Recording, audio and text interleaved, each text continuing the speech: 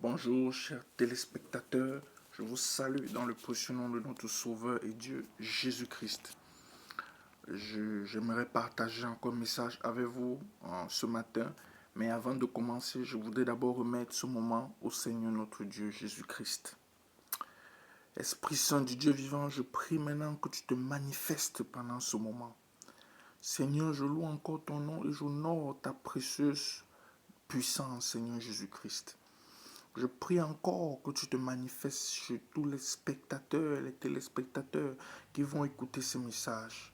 Que ce message vienne encore orienter la marche d'un frère, d'une sœur, et que toute la gloire te revienne à toi, Jésus-Christ, et à toi seul. Amen. Le thème que j'ai à partager avec chacun d'entre vous aujourd'hui est intitulé « Qu'est-ce que la vie éternelle ?»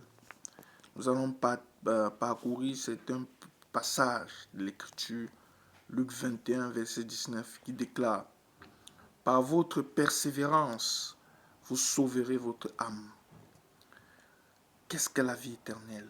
La vie éternelle passe par la persévérance. La persévérance est le moyen par lequel nous pouvons arriver à cette vie éternelle-là. La vie éternelle, tout d'abord, s'il faut la définir, est une vie sans fin, comme son nom le décrit, éternelle. Et maintenant, pour avoir cette vie éternelle, il faut que notre âme soit sauvée. Parce que ce monde où nous vivons est un monde qui est appelé à disparaître. Ce monde où nous vivons est un monde qui ne promet absolument rien. Mais la persévérance nous promet le salut. Ce salut qui nous est accordé en Jésus-Christ et qui nous qui nous projettera directement dans cette vie éternelle. Et comment faire pour y arriver? Nous devons persévérer. Par votre persévérance, vous sauverez votre âme. La persévérance, c'est cette foi en ce Dieu-là, en Jésus-Christ. C'est cet espoir que nous mettons en Jésus-Christ. Pas forcément pour les choses de cette terre, mais surtout et d'abord prioritairement pour notre salut. Parce que Jésus-Christ est celui-là qui sauvera notre âme de la condamnation éternelle. Qui sauve notre âme de la condamnation éternelle. Et ceci passe par notre persévérance. Nous devons persévérer, quelles qu'en soient les difficultés, mettre notre espoir en Jésus-Christ, qui sauvera notre âme, pour accéder à cette vie éternelle. Et c'est en cela que nous travaillons pour notre salut. J'aimerais aussi que nous allions dans Jean chapitre 5. Jean chapitre 5, verset 24. Je veux lire au nom du Seigneur. Jean chapitre 5, verset 24, je lis au nom du Seigneur. En vérité, je vous le dis, celui qui écoute ma parole et qui croit à celui qui m'a envoyé a la vie éternelle. Il ne vient pas en jugement, mais il est passé de la mort à la vie. Amen. Ça, c'est Jésus qui parle ici. Jésus dit, celui qui croit en mes paroles et qui croit aussi en celui qui m'a envoyé a la vie éternelle. C'est ça la vie éternelle, mon frère, ma soeur. La vie éternelle, c'est croire aux paroles de Jésus. Jésus est le chemin, il est la vérité, il est la vie. Jésus est le seul moyen par lequel nous pouvons accéder au salut, Jésus-Christ. C'est ça la vie éternelle. Quand tu crois en cela dans ton cœur, tu as la vie éternelle. Et lorsque tu crois que Dieu a réellement envoyé Jésus-Christ, que Jésus-Christ est dans le sang de Dieu, que Jésus-Christ est plus qu'un prophète, mais qu'il est le Fils du Dieu vivant et qu'il est lui-même Dieu, tu as la vie éternelle. C'est ça la vie éternelle, mon frère, ma soeur. Ce n'est qu'en cela que se résume la vie éternelle, puisque cela est bien souligné, cela est bien étalé ici dans cette partie des Écritures. De croire que Jésus est bel et bien Dieu. C'est ça, avoir la vie éternelle. Et hormis cela, on dit, mais il est passé de la mort à la vie. Et lorsque tu as cette vie, même la mort ne peut pas être une barrière pour toi. La mort, en réalité, ne devient qu'un passage, parce que tu as la vie éternelle. Comme son nom l'indique, une vie sans fin. Mais tu dois croire aux paroles de Jésus-Christ. Tu dois croire que Jésus-Christ est Dieu. C'est cela, et en cela seul, que tu as cette vie éternelle. Et également, qu'est-ce qui est également marqué? Il ne vient pas en jugement. Tu échappes au jugement lorsque tu as cette vie-là. Lorsque tu crois aux paroles de Jésus, tu échappes au jugement. Le jugement ne fait pas partie de ton sort lorsque tu as cette vie éternelle. Mon frère, ma soeur, encore aujourd'hui, regardons le monde. Les gens sont de plus en plus abattus. Les gens sont de plus en plus affligés par les relations humaines, par ce qu'ils vivent. Même parce que nous voyons aujourd'hui avec ce fléau, cette épidémie qui sévit de jour en jour. Les gens sont de plus en plus découragés.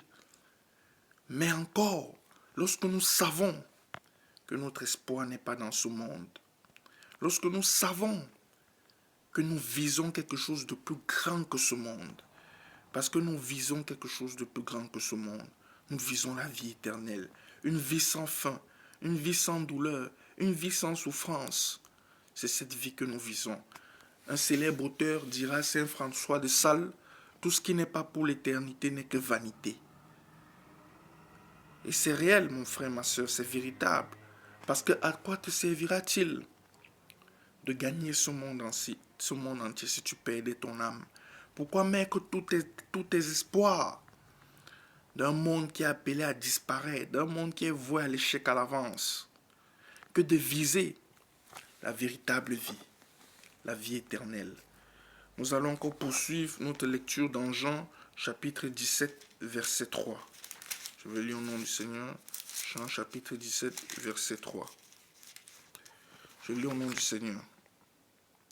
Or, la vie éternelle, c'est qu'ils te connaissent toi, le seul vrai Dieu, et celui que tu as envoyé, Jésus-Christ. C'est ça la vie éternelle.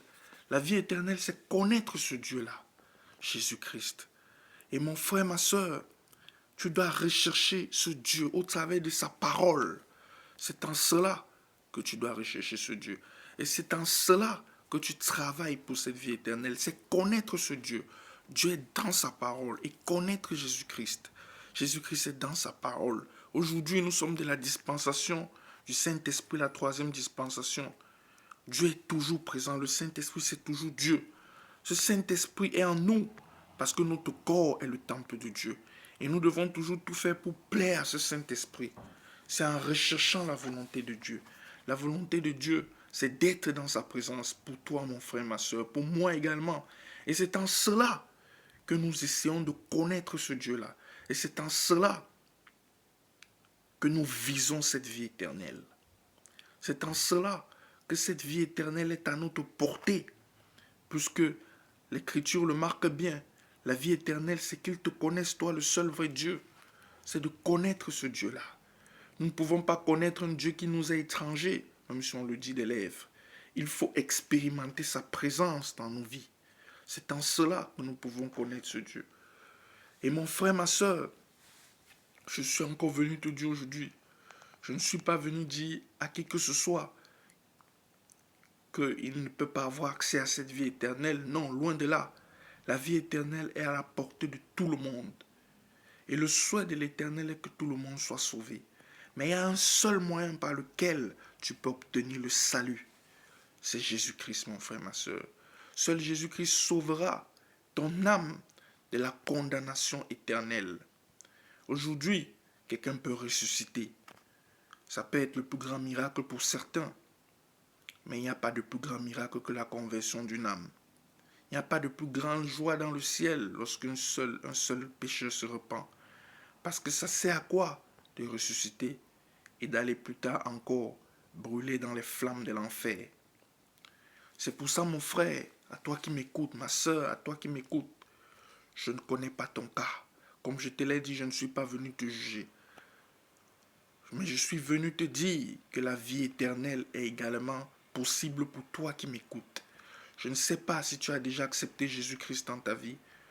Je vais faire cette prière. Tu peux la répéter après moi, une prière d'acceptation de Jésus-Christ. Seigneur Jésus-Christ, je te dis merci pour ta parole. Merci d'être mort à la croix pour mes péchés. Merci d'avoir pris mes fardeaux à la croix. Je prie que tu m'accordes de marcher en nouveauté de vie par ton esprit. Je prie que tu écrives mon nom dans le livre de vie. Je prie que tu m'accordes ta faveur divine et que tu sauves mon âme. Amen. Je ne t'ai jamais dit qu'en venant à Jésus-Christ, ta vie sera la plus belle du monde. Je ne t'ai jamais dit qu'en venant à Jésus-Christ, ta vie sera rose, tu n'auras aucun souci, tu n'auras aucun problème. Mais en venant à Jésus, l'ennemi va souvent te combattre. Parce que qu'est-ce qu'il combat avant tout? C'est ton salut. Il va entraîner avec toi le maximum d'âmes en enfer. Et il sait qu'au moment opportun, tu seras dans la joie avec ton Père, le Dieu vivant. Et Jésus-Christ est le seul détenteur du salut. Et seul Jésus-Christ sauvera ton âme de la condamnation éternelle. Que Dieu soit loué et que toute la gloire revienne à notre Seigneur Jésus-Christ. Ciao.